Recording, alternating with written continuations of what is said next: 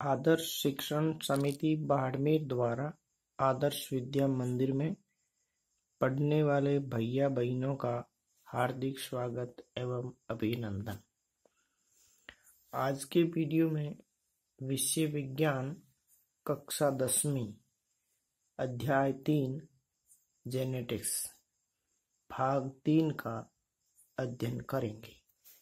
इससे पूर्व इस अध्याय के 2 वीडियो पूर्व में जारी किया जा चुका है। आज के इस वीडियो के अंतर्गत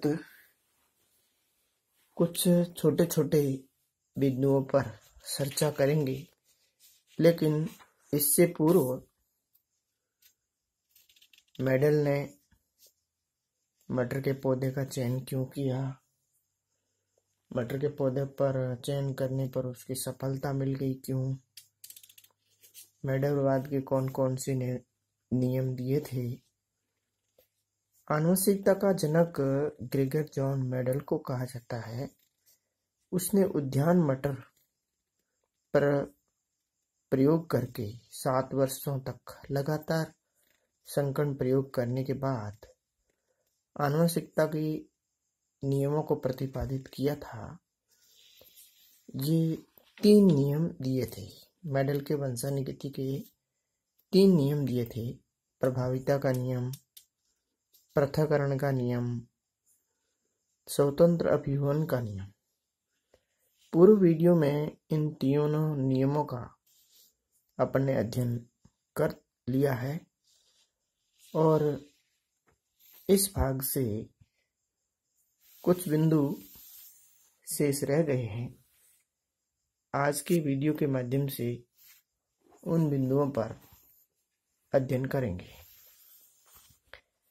पहला है संकर पूर्व संकरण, यानी कि जिस तरह मेडल ने अपने संकरण प्रयोग के लिए 7 विपर्यासी लक्षणों को लेकर संकरण प्रयोग किए थे। जो लक्षण लिए थे उसमें पहला लक्षण जो लिया था पादप की लंबाई यानी पादप की ऊंचाई, उसमें प्रभावी जनक जीन था लंबापन, अप्रभावी जीन बोनापन था।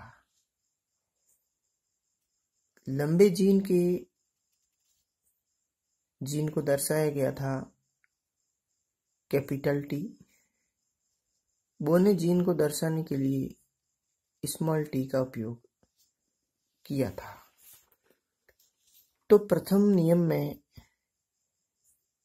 समयुग्मजी लंबे और समयुग्मजी बोने,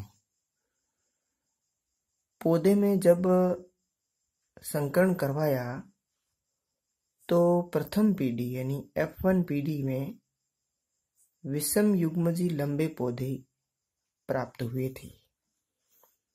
इस भाग में अपने को ये अध्ययन करना है कि जो F1 पीढ़ी में विषम युग्मजी लंबे पौधे जो प्राप्त हुए हैं, जिनके जीन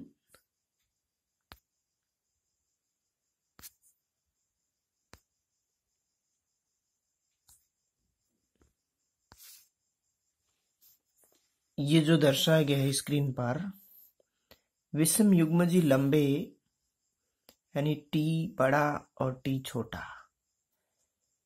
इन पौधों का संकरण इसके पूर्व जो जनक थी, जो मैं गोला दर्शा रहा हूं इसमें जनक दोनों दे रखे हैं, समयुग्मजी लंबे और समयुग्मजी बोने, इनमें किसी एक के साथ इसका संकरण करवाते हैं तो ऐसे संकरण को संकर पूर्वज संकरण कहते हैं। ये प्रक्रिया 2 प्रकार की होती है: बाह्य संकरण, परीक्षण संकरण। यानी आउटक्रॉस, टेस्ट क्रॉस। इसको वापस समझना कि प्रथम पीढ़ी में जो लंबा टी पौधा और बोना पौधा, इनका जब क्रॉस करवाया तो प्रथम पीढ़ी में विषम युग्मजी लंबे पौधे प्राप्त हुए थे। इन पौधों को किसी एक जनक से, यानी या तो इससे या इससे, यानी समयुग्मजी लंबे या समयुग्मजी बोने पौधे के साथ वापस क्रॉस करवाते हैं तो ऐसे संकरण को संकर पूर्वज संकरण कहते हैं। अब प्रत्येक को अपन एक एक का अध्ययन करेंगे। संकर पूर्वज संकरण दो प्रकार के होते हैं। पहला संकरण है बाह्य संकरण। इस प्रकार के संकरण में F1 पीढ़ी के जो पादप संतति प्राप्त हुई थी, उन पौधों का प्रभावी जीन से संकरण करवाते हैं। तो ऐसा संकरण आउटक्रॉस या बाह्य संकरण कहते हैं। इससे प्राप्त होने वाली संतति में सभी पौधे लंबे ही प्राप्त होते हैं, जिसका जीन प्रारूप अनुपात 1:1 प्राप्त होता है। लेकिन लक्षण प्रारूप की दृष्टि से सभी पौधे लंबे ही प्राप्त होते हैं, लेकिन जीन प्रारूप अनुपात की दृष्टि से 50% पौधे समयुग्मजी और 50% पौधे विषम युग्मजी प्राप्त होते हैं। जिस तरह से आरेख चित्र से समझते हैं कि F1 पीढ़ी के विषम युग्मजी लंबे पौधे का प्रभावी जनक के बीच में क्रॉस करवाते हैं, तो इसका जो युग्मनस और इसके युग्मक, इनका क्रॉस कराते हैं तो होने वाले संकरण में दोनों पौधे लंबे ही प्राप्त होते हैं, यानी 100% पौधे लंबे प्राप्त ही होते हैं। इस प्रकार का जो संकरण है वह बाह्य संकरण कहलाता है। इसमें विशेष ध्यान रखना है कि प्रथम पीढ़ी में जो संतति प्राप्त हुई थी, उन संतति का संकरण पूर्व के जो जनक थे उसमें प्रभावी जनक से संकरण करवाते हैं तो प्रथम उत्पत्ति संतति जो उत्पत्ति होगी संकरण में, वो लक्षण प्रारूप के अनुपात की दृष्टि से सभी पौधे लंबे ही प्राप्त होती है। अगला संकरण है टेस्ट क्रॉस। इस संकरण में F1 पीढ़ी के जो संतति प्राप्त हुई थी, उस पादपों का संकरण पूर्व के जो जनक थे उसमें अप्रभावी जनक, यानी समयुग्मजी बोने पौधों का संकरण कराने से जो संकरण प्रक्रिया होगी उसको परीक्षण संकरण कहते हैं। इसमें प्राप्त संतति में लक्षण प्रारूप 50% लंबी और 50% बोने पौधे प्राप्त होते हैं। जैसा कि इन विषम युग्मजी लंबे पौधों का संकरण अप्रभावी जनक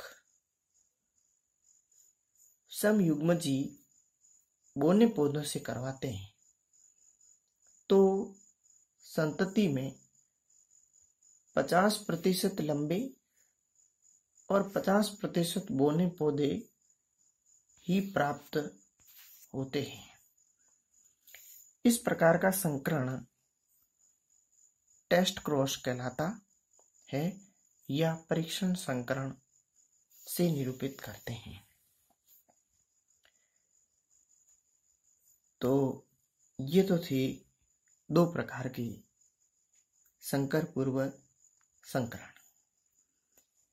इन नियमों के आधार पर मेडल के वंशानुगत नियमों में कुछ आज के समय में बहुत अधिक महत्व है।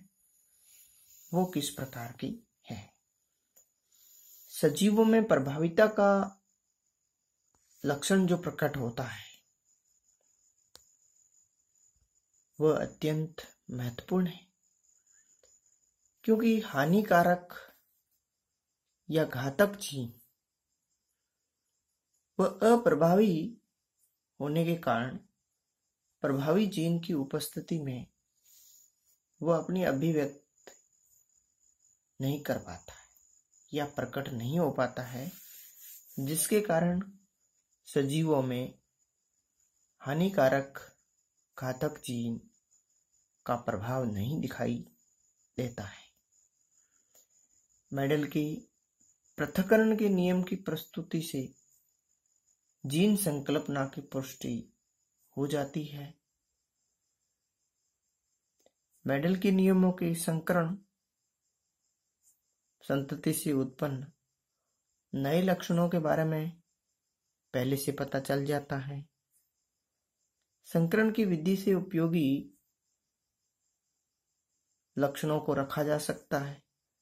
अनुपयोगी लक्षणों को हटाने की भी प्रक्रिया की जा सकती है। उपयोगी लक्षणों को एक साथ एक ही जाति में लाया जा सकता है। इन्हीं वंशानुगति के नियमों के माध्यम से संकरण विधि के प्रयोग से भिन्न भिन्न प्रकार के नए लक्षणों की उत्पत्ति हुई है।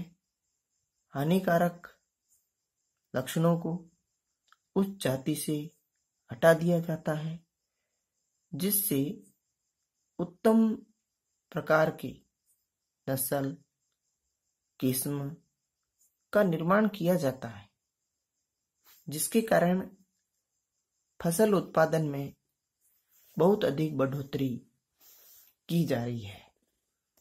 आज समय बाजार में मिलने वाले भिन्न भिन्न प्रकार के हाइब्रिड बीज हैं, वो सारे मेडल के वंशानुगति के नियमों पर ही आधारित है, जिनका आज हम समय समय पर उपयोग कर रहे हैं, जिससे पैदावार की बढ़ोतरी तो हो रही है, लेकिन उसमें रोग प्रतिरोधक क्षमता भी बढ़ रही है, जिससे फलीदार पौधों की किस्में अधिक विकसित हुई है।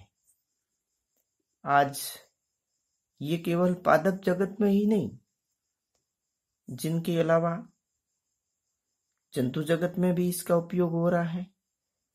आज तो मानव जाति में सुधार संबंधित सूजन की विज्ञान की शाखा में सूजन की, जिसमें मानव जाति के सुधार भी मेडल के नियमों पर आधार रखते हुए प्रयोग किए जा रहे हैं, वो मेंडल के नियमों का ही महत्व है, जिसके कारण आज बढ़ती हुई जनसंख्या को खाद्यान्न उत्पादन, पादपों के अंदर किसी प्रकार की रोग प्रतिरोधक क्षमता विकसित करने में जो प्रयोग हुए हैं वो मेंडल के ही देन है। इसलिए मेंडल की वंशानुगति का जो नियम दिए थे वो अपने जीवन में भी उपयोगी साबित हुए हैं। आज की इस वीडियो में इतना ही।